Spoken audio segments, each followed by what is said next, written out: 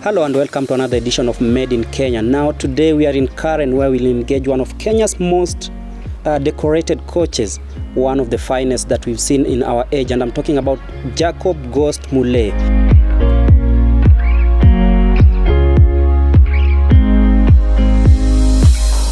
Jacob Ghost Mulee is a boy from Jericho, now better known as Kamtoyoyo.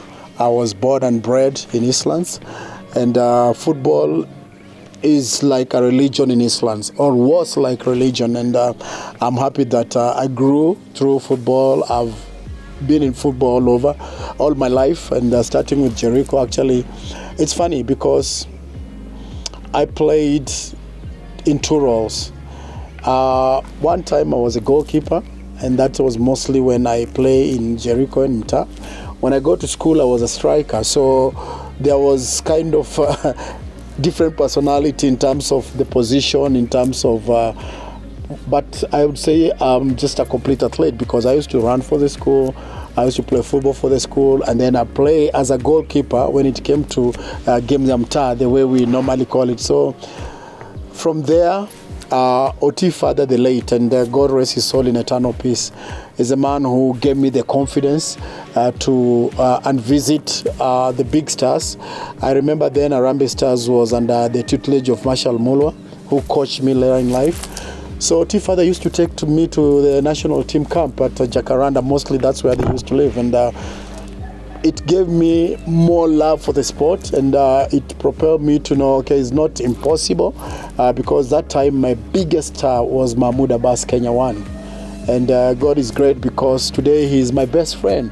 I mean, somebody who you jump the stadium to go and watch play football, now is like a mentor, is a friend I can call anytime and talk about football. So it's a privilege to have somebody like that as being your idol, and then he's your friend and he's your mentor too. So I was blessed that way. So from there, I played school football. From school football, I was actually recruited by Volcano, 1986, by Volcano United, the first semi-professional side. That time, the late Oti Father, David Oti was my coach. The late Joe Kadenge was my team manager, and then the late Jerry Saura. I mean, Volcano is like every battle that we worked with is now late. After Volcano, I found myself in Reunion. I stayed in Reunion from there up to around 88. Then 89, Tusker came calling, then Kenya Breweries Football Club. I remember Patrick Nagy gave me a call, and I went for trials in Tusker under the tutelage of Tony Banfield. That was in 1989. So I got in. They were looking for a third keeper, and I happened to pass the trials. And I remember Tony Banfield said, the boy is good, but it's a bit rusty. Why was I rusty? Because 1 year was suspended by Reunion after we just couldn't agree on a few things. So I never played competitive football for 1 year. However, I kept on playing the leagues in Mta, in Jericho. So it was not competitive, but he saw some talent in me.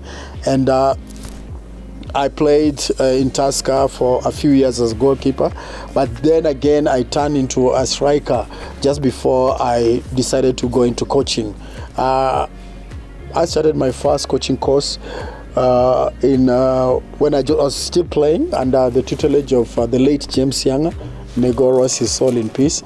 I didn't know later in the years we are going to work together, and I was his assistant in Tusker at that time that he left, and then I took over the reins from there. So I coached Tusker from 1998, moving on. Then coaching Tusker, we took the league in 2000. Then we went to Sekafa for the first time under my tutelage in Rwanda. We went to Rwanda, we came back with Kagame Cup. After that, the following year again, we retained the trophy in Nairobi. That was when Fabish, the late Fabish again, who I came to deputize in the national team, was actually the man that was advising Oseri, and then under the tutelage of Twair Muidin, a man who became my assistant, a man I respect a lot. So after that, we won the league, then we won the Sekafa again here in Nairobi. I remember we played all our matches in City Stadium. And I don't know, I think maybe only 2 teams hold that history, or you'll find out, because we played all our games unbeaten and we didn't concede a goal. And I remember one big change that I made during the final. The final we played Tusker versus Oserian, and it's funny that 2 Germans were on the other side. Renard Fabish, the national coach, was that time with Twair Muidin. He was advising or helping him in technical matters.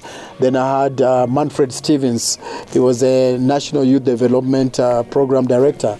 So 2 Germans competing against each other and 2 Kenyans. So that game actually ended in a barren draw. We didn't, and the penalties, I made a change.